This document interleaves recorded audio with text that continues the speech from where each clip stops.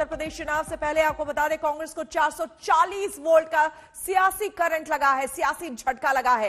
कांग्रेस नेता आरपीएन सिंह ने कांग्रेस से इस्तीफा दे दिया है और माना जा रहा है कि कुछ ही देर बाद वो बीजेपी ज्वाइन कर लेंगे। सूत्रों के मुताबिक बीजेपी आरपीएन सिंह को स्वामी प्रसाद मौर्य के खिलाफ पडरौना से उतारने की तैयारी में है।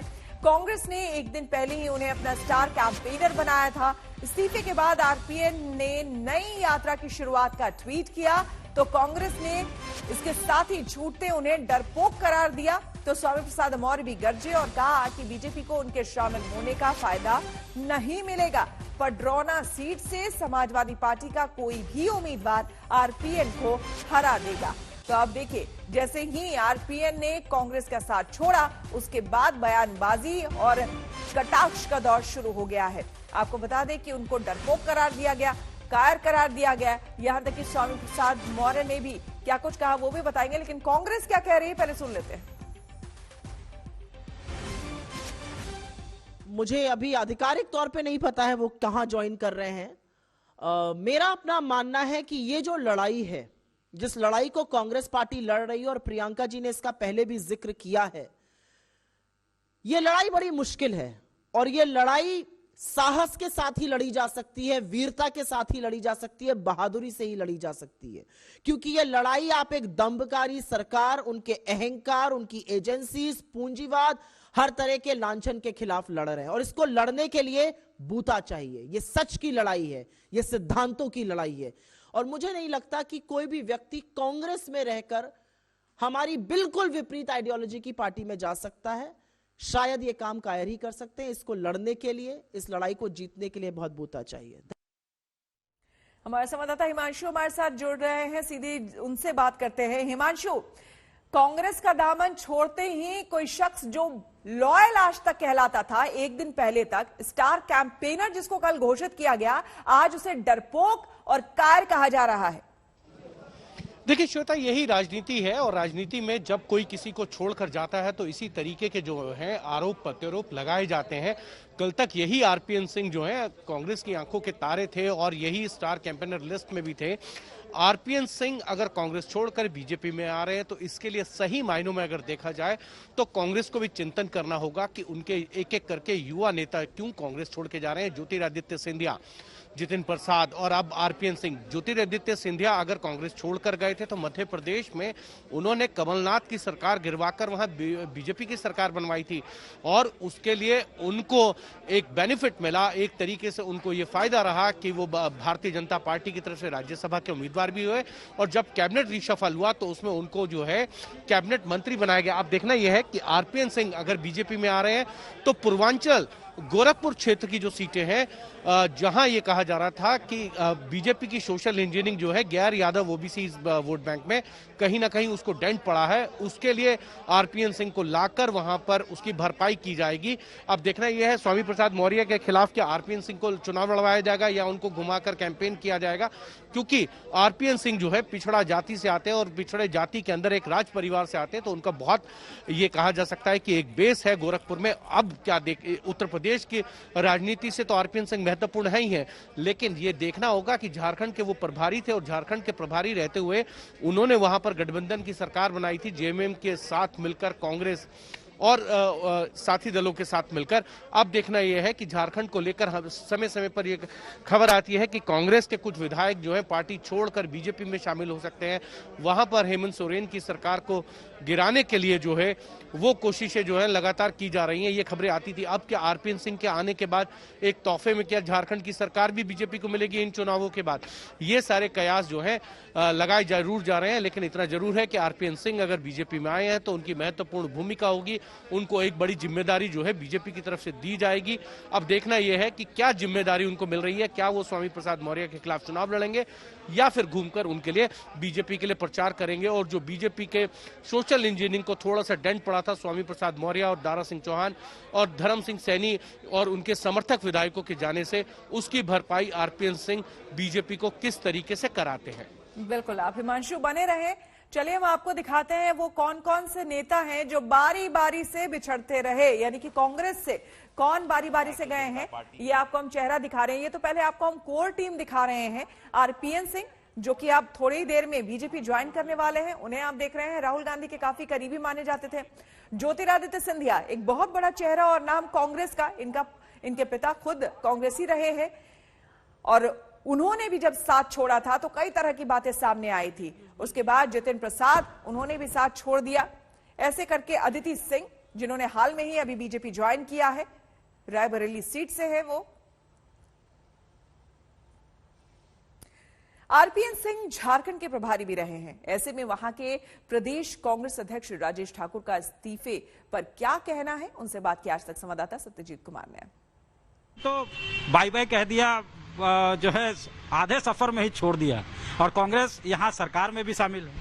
नहीं, देखिए प्रभारी हमारे यहाँ लगातार जो हर प्रभारी 3 वर्ष के लिए होते हैं, कोई 4 वर्ष के लिए हो जाता है।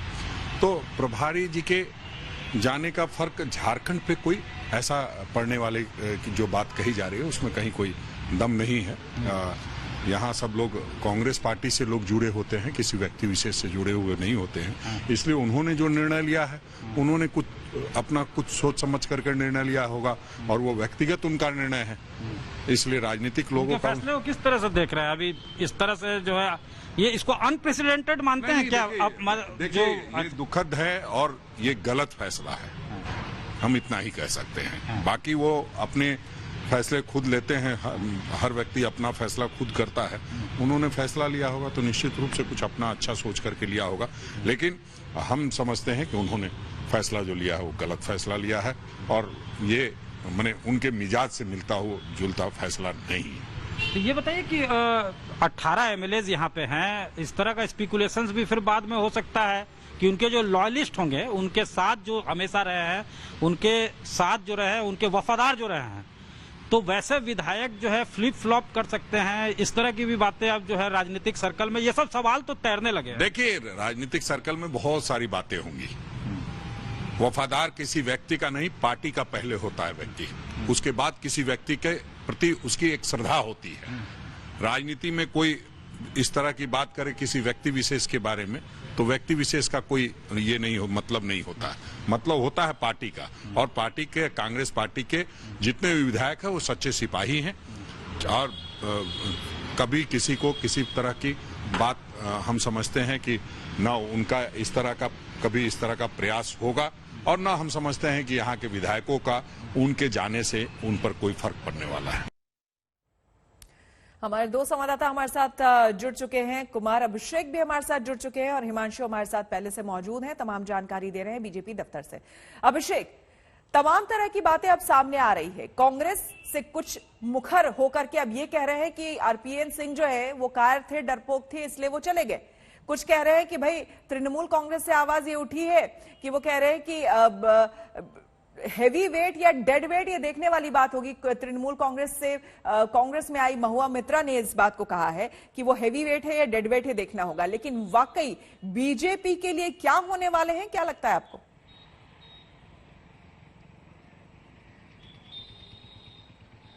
देखिए, अगर आप उत्तर प्रदेश के लिहाज से देखें तो पडरौना से आते हैं, पूर्वांचल में उनका एक अच्छा खासा जनाधार है।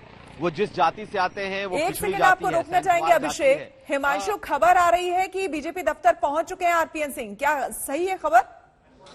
देखिए ये मान के क्योंकि 2:30 बजे उनकी ज्वाइनिंग होनी है और ऐसे में श्वेता वो बीजेपी दफ्तर अब पहुंच चुके हैं और तमाम बीजेपी के कद्दावर नेता जो केंद्रीय नेतृत्व है उनसे मुलाकात करेंगे। जेपी नड्डा, गृह मंत्री अमित शाह ऑलरेडी बीजेपी दफ्तर में मौजूद हैं, योगी आदित्यनाथ हैं, केशव प्रसाद मौर्य हैं। तो अब वो मुलाकातों का सिलसिला जो है वो शुरू होगा और उसके बाद जो है 2:30 बजे इसी मंच से जो है आरपीएन सिंह बीजेपी में शामिल होंगे। इसी मंच से अर्पणा यादव, इसी मंच से जो है ज्योतिरादित्य सिंधिया और तमाम नेता जो हैं अलग अलग पार्टियों के बड़े बड़े चेहरे रहे हैं वो इसी मंच से जो है बीजेपी में शामिल हुए। तो आज आरपीएन सिंह जो है उस श्रृंखला में जुड़ने जा रहे हैं। अब देखना यह है कि आरपीएन सिंह के आने से बीजेपी को कितना फायदा होगा या नहीं होगा ये तो समय बताएगा, लेकिन इतना जरूर है कि आज जो जोर का झटका है वो कांग्रेस को लगा है।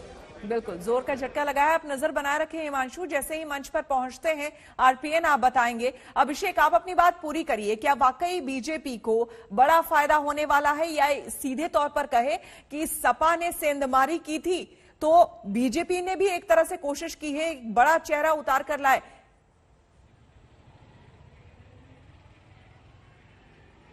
देखिए दोनों बातें हैं। एक तो ये कि समाजवादी पार्टी ने जिस तरह की एक सर्जिकल स्ट्राइक की थी स्वामी प्रसाद मौर्य को तोड़कर, जो उसी इलाके से आते हैं, बीजेपी ने आज एक तरीके से उसका जवाब देने की कोशिश की है। और आरपीएन सिंह भी बड़ा चेहरा है, बड़ा नाम है, कांग्रेस के बड़े नेता हैं, 3 बार के विधायक, सांसद, केंद्र में मंत्री, अपनी जाति में इनका जनाधार है और जिस सैंतवार जाति से आते हैं वो पिछड़ी जाति से ही ताल्लुक रखते हैं। पूर्वांचल का जो गोरखपुर के आसपास का क्षेत्र है उसमें बड़ी तादाद उनकी है, वहां से इस जाति से कई लोग सांसद विधायक होते रहे हैं। ऐसी स्थिति में बीजेपी के लिए बड़ा कैच है। आप देखिए 3 नेता, 3 चेहरे, जितिन प्रसाद, अदिति सिंह और अब आरपीएन सिंह, ये 3 कांग्रेस के युवा और बड़े चेहरे थे उत्तर प्रदेश से जो इस वक्त बीजेपी में आ चुके हैं। अगर आप इसका कहें तो मनोवैज्ञानिक लाभ बीजेपी को इतना होगा कि आरपीएन सिंह के नाम पर पूर्वांचल में बीजेपी को फायदा होगा। लेकिन आरपीएन सिंह का पूरे उत्तर प्रदेश में कोई ऐसा नहीं है कि पूरे उत्तर प्रदेश के वो नेता हैं। वो आरपीएन सिंह एक कांग्रेस के बड़े नेता थे, उत्तर प्रदेश के एक क्षेत्र विशेष में उनका जोर है और ये फायदा बीजेपी को मिलेगा। जो हमारी जानकारी है उसके हिसाब से केशव प्रसाद मौर्य के खिलाफ पडरौना से उतारने की उनकी पूरी तैयारी है। अब देखना यह होगा कि स्वामी प्रसाद मौर्य के खिलाफ अब देखना यह होगा कि स्वामी प्रसाद मौर्य खुद पडरौना से लड़ते हैं कि नहीं। आज जो उन्होंने इंटरव्यू दिया है उसमें उन्होंने ये कहा है कि अभी मेरा तय नहीं है, लेकिन वो बार बार कहते रहे कि वो उसी जगह से लड़ेंगे। तो बीजेपी के लिए जो ये लड़ाई है, बीजेपी ने इस लड़ाई को कठिन जरूर कर दिया है। परसेप्शन की लड़ाई जो बीजेपी और ये तस्वीरें आपको हम दिखा रहे हैं बीजेपी मुख्यालय पहुंचने की। आरपीएन सिंह जो है वो बीजेपी मुख्यालय पहुंच चुके हैं और यहां पर तमाम लोगों से मुलाकात करने के बाद आपको उस मंच की भी तस्वीरें हम दिखाएंगे जहां पर पहले से ही हमारे संवाददाता हिमांशु बने हुए हैं। और ये तस्वीरें आपको हम बीजेपी मुख्यालय की दिखा रहे हैं जहां पर आरपीएन सिंह पहुंच चुके हैं। देखिए इसी को कहते हैं राजनीति, और राजनीति में कहते हैं ना कि कोई लॉयल नहीं होता है, कोई ना किसी का परमानेंट दुश्मन होता है और ना ही साथी होता है।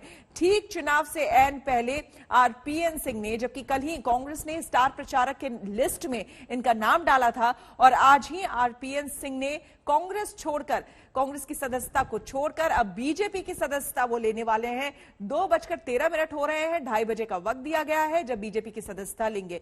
अब इससे कितना फायदा होगा बीजेपी को, ये देखने वाली बात होगी, मंथन की बात होगी।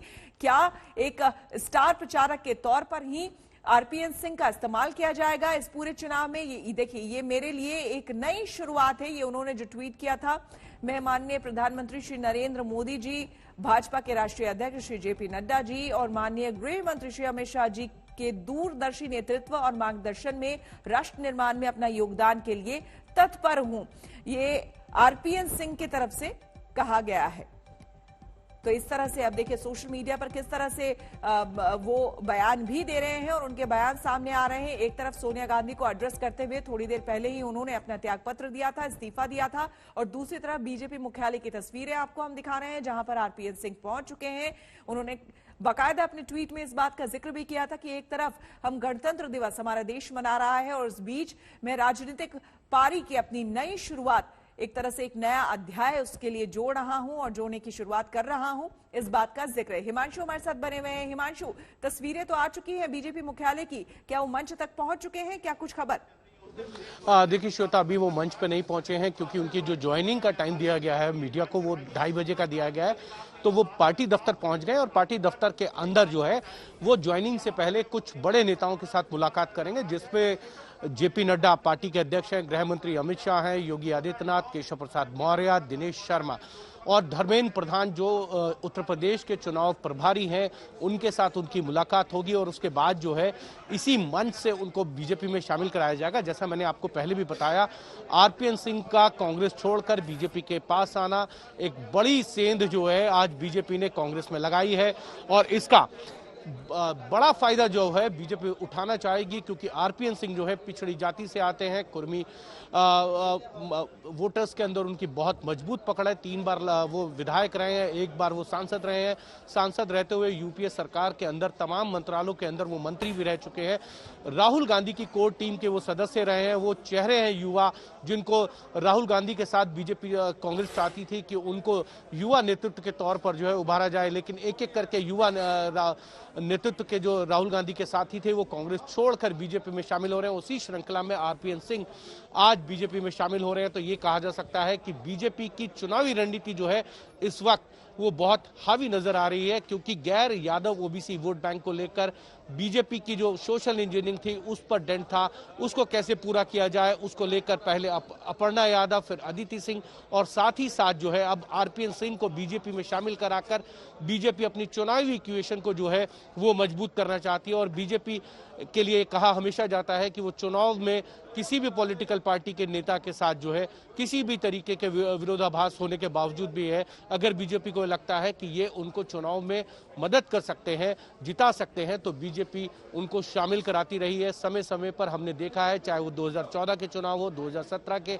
विधानसभा चुनाव हो या 2019 के लोकसभा चुनाव, इससे सभी राज्यों के उन तमाम नेताओं को लेकर बीजेपी हमेशा अपनी पार्टी में लेकर आई है। अगर हम देखें कि 2021 के अंदर जब पश्चिम बंगाल के चुनाव चल रहे थे तो लगभग 50 के करीब जो नेता जो है टीएमसी छोड़कर बीजेपी में आए थे और बीजेपी को लगता था कि अगर ये चुनाव जिता सकते हैं और बीजेपी के नेतृत्व के अंदर रहकर काम कर सकते हैं तो उनको पार्टी ज्वाइन करवाई थी। और यही सिलसिला जो है उत्तर प्रदेश में भी चल रहा है। अभिषेक, आप लोग बने रहे हमारे साथ, आगे भी आपसे हम जानकारी लेंगे। इस वक्त की बड़ी खबर आपको बता रहे हैं, कांग्रेस को चुनाव से पहले ठीक 440 वोल्ट का एक झटका लगा है। उनका स्टार प्रचारक, जिसका कल ही ऐलान हुआ था, आरपीएन सिंह, कांग्रेस का एक बड़ा नाम, एक बड़ा चेहरा, राहुल गांधी की कोर टीम में शामिल शख्स, वो अब बीजेपी ज्वाइन करने वाला है। जी हां, आरपीएन सिंह ने आज इस्तीफा दे दिया कांग्रेस पार्टी से और उन्होंने बाकायदा ट्वीट करके उसे सार्वजनिक भी किया, जिसमें उन्होंने सोनिया गांधी को एड्रेस करते हुए अपना इस्तीफा सौंपा है और सोनिया गांधी को धन्यवाद दिया कि उन्होंने देश, पार्टी और लोगों के लिए काम करने का मौका दिया। इसके साथ ही उन्होंने कहा कि आज जब पूरा देश गणतंत्र मना रहा है, इस मौके पर मैं अपनी सियासी पारी की एक नई शुरुआत कर रहा हूं। तो इस तरह के ट्वीट के बाद उन्होंने इस्तीफा सौंप दिया। क्या कुछ कहना है इसके बाद कांग्रेस का, आइए सुनवाते हैं। मुझे अभी आधिकारिक तौर पे नहीं पता है वो कहां ज्वाइन कर रहे हैं। मेरा अपना मानना है कि ये जो लड़ाई है, जिस लड़ाई को कांग्रेस पार्टी लड़ रही है, और प्रियंका जी ने इसका पहले भी जिक्र किया है, ये लड़ाई बड़ी मुश्किल है और ये लड़ाई साहस के साथ ही लड़ी जा सकती है, वीरता के साथ ही लड़ी जा सकती है, बहादुरी से ही लड़ी जा सकती है। क्योंकि ये लड़ाई आप एक दंभकारी सरकार, उनके अहंकार, उनकी एजेंसीज, पूंजीवाद, हर तरह के लांछन के खिलाफ लड़ रहे हैं और इसको लड़ने के लिए बूता चाहिए। ये सच की लड़ाई है, ये सिद्धांतों की लड़ाई है और मुझे नहीं लगता कि कोई भी व्यक्ति कांग्रेस में रहकर हमारी बिल्कुल विपरीत आइडियोलॉजी की पार्टी में जा सकता है। शायद ये काम कायर ही कर सकते हैं। इसको लड़ने के लिए, इस लड़ाई को जीतने के लिए बहुत बूता चाहिए। हमारे संवाददाता हमारे साथ जुड़े हुए हैं, हिमांशु हमारे साथ दिल्ली से बने हुए हैं, जो कि हमें जानकारी देंगे कब और कितनी देर में आने वाले हैं आरपीएन सिंह। साथ ही साथ कुमार अभिषेक भी हमारे साथ बने हुए हैं ज्यादा जानकारी के साथ लखनऊ से। तो सबसे पहले हिमांशु, आपसे जानना चाहेंगे, देखिए 2:30 बज चुके हैं, 2:33 हो रहा है, ऐसे में आपके पास क्या जानकारी है और कितनी देर? देखिए, आरपीएन सिंह जो हैं अभी बीजेपी आला कमान के नेताओं के साथ मुलाकात कर रहे हैं। जेपी नड्डा, अमित शाह के साथ उनकी बातचीत चल रही है और क्या भूमिका उनकी इस यूपी चुनाव में रहने वाली है और आगे बीजेपी में किस तरीके से उनके भविष्य को देखा जाए, इन सब को लेकर चर्चाओं का दौर चल रहा है। इतना जरूर है कि आरपीएन सिंह को लेकर अब कोई शंका नहीं बची है कि वो बीजेपी में नहीं आएंगे। 2:30 बजे का टाइम था, लगभग अब से 2 से 5 मिनट के अंदर जो है वो बीजेपी के इसी मंच से जो है बीजेपी में शामिल हो जाएंगे। लेकिन इतना जरूर है कि आरपीएन सिंह के आने से कांग्रेस को जोर का झटका लगा है, तो दूसरी तरफ बीजेपी जो है अपने को मजबूत करती नजर आ रही है। जिस तरीके से पिछले कुछ समय के अंदर बीजेपी की सोशल इंजीनियरिंग जो है वो बिगड़ी थी और अब ये कहा जा रहा है कि देखिए आरपीएन सिंह बीजेपी के अंदर जो है शामिल होंगे। अब आरपीएन सिंह का भविष्य क्या होगा, ये पार्टी नेतृत्व के साथ उन्होंने पहले भी बातचीत की होगी और उसी बातचीत के आधार पर जो है आरपीएन सिंह आज पार्टी में शामिल होंगे। क्या वो स्वामी प्रसाद मौर्य के खिलाफ चुनाव लड़ते हैं तो एक मजबूत कैंडिडेट जो है बीजेपी स्वामी प्रसाद मौर्य के सामने उतारेगी। दोनों पिछड़ी जाति से हैं और आरपीएन सिंह के बारे में ये है कि वो एक राज परिवार से आते हैं, तो उस लिहाजे से देखा जाए तो समाजवादी पार्टी के लिए गोरखपुर क्षेत्र के अंदर कुछ मुश्किलें बढ़ सकती हैं आरपीएन सिंह के आने से। और आरपीएन सिंह एक पुराने कांग्रेसी है, उनका परिवार कांग्रेसी रहा है, लॉयलिस्ट है वो कांग्रेस के। अब वो कांग्रेस छोड़ के आए हैं। राहुल गांधी की युवा टीम के एक बड़े चेहरे थे और वो बड़ा चेहरा जो है अब बीजेपी में आता है, तो कहीं ना कहीं कांग्रेस का मंथन का समय जो है वो ये जरूर करना होगा कि राहुल गांधी को ये भी देखना होगा कि G23 पहले से ही विरोध कर रहा था। ये जो नेता छोड़ के गए G23 के पार्ट नहीं है, वो लगातार G23 कांग्रेस की कार्यशैली और कांग्रेस अध्यक्ष को लेकर सवाल उठा रहा है। लेकिन दूसरी तरफ जो राहुल गांधी के साथ खड़े नजर आते थे वो एक एक करके पीछे से बीजेपी या अन्य दलों के अंदर जा रहे हैं। तो ये सोचने का समय है कि G23 क्या सही सवाल उठा रहा है, क्योंकि राहुल गांधी के साथ जो लोग खड़े हैं वो तो कहीं ना कहीं दूसरी पार्टियों में जाके अपने राजनीतिक भविष्य को देख रहे हैं। तो ऐसे में राजनीतिक भविष्य को तराशने के लिए आरपीएन सिंह भी जो है वो आज बीजेपी में शामिल हो गए। बिल्कुल, अभिषेक हमारे साथ बने हुए हैं। अभिषेक, जो सोच करके बीजेपी आरपीएन सिंह को ला रही है चुनाव से ठीक पहले, आपको क्या लगता है? क्योंकि जमीनी हकीकत आप बेहतर जानते हैं, ये बताइए कि कांग्रेस का एक बड़ा चेहरा और नाम तो रहे हैं आरपीएन सिंह, लेकिन क्या वाकई पूर्वांचल में और जमीनी तौर पर क्या उतना स्ट्रांग होल्ड है आरपीएन सिंह का?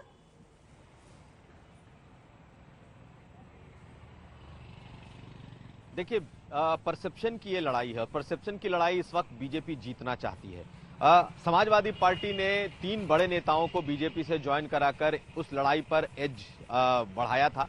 लेकिन अगर आरपीएन सिंह आते हैं और इनका जनाधार अगर आप देखें तो पूर्वांचल का ही इलाका है। ये खुद कुशीनगर के रहने वाले हैं, वहां के राज परिवार के हैं, पडरौना इनका क्षेत्र है।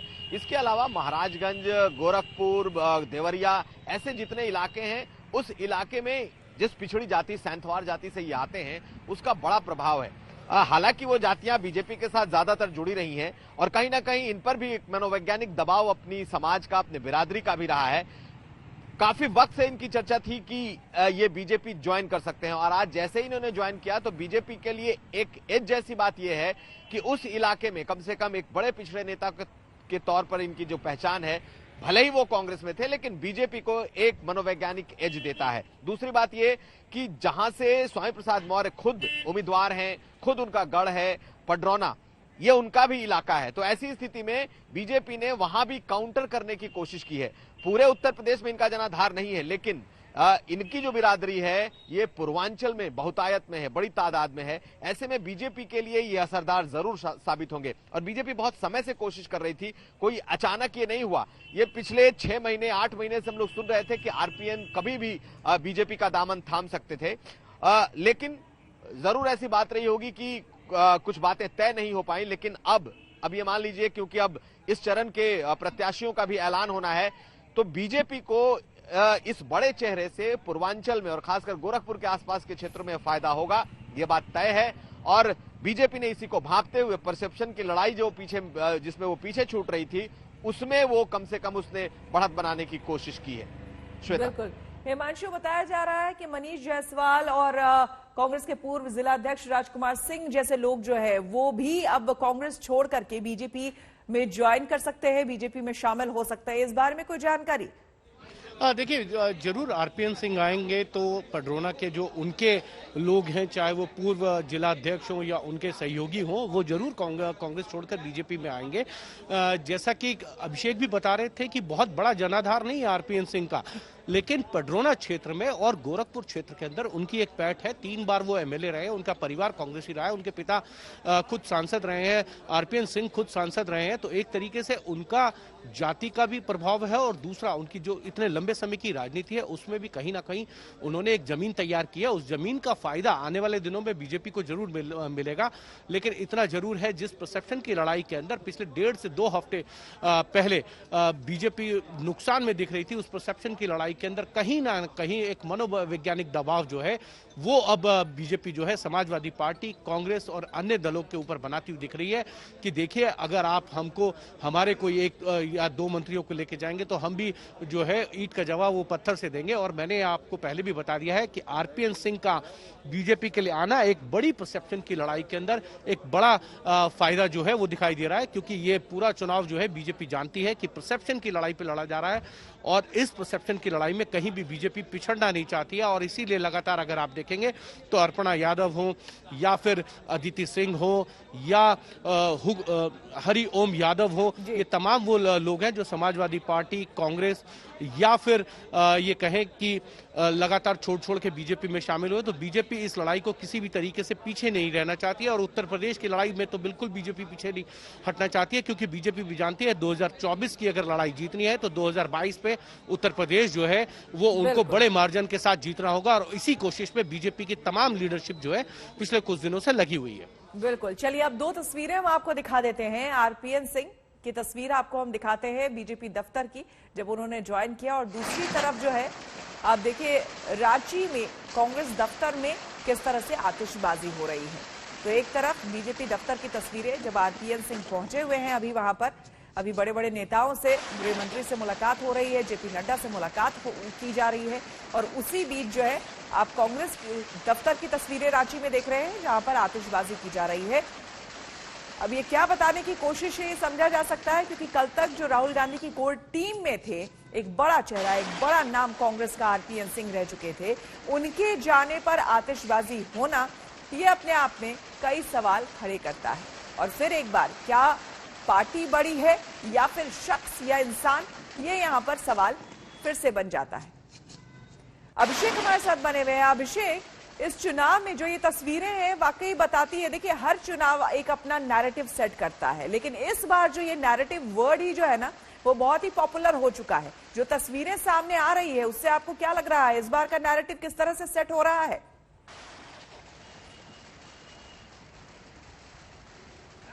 बिल्कुल, नैरेटिव ऐसा हो गया है कि नैरेटिव अपने आप में नैरेटिव बन रहा है। एनीवे, ये जो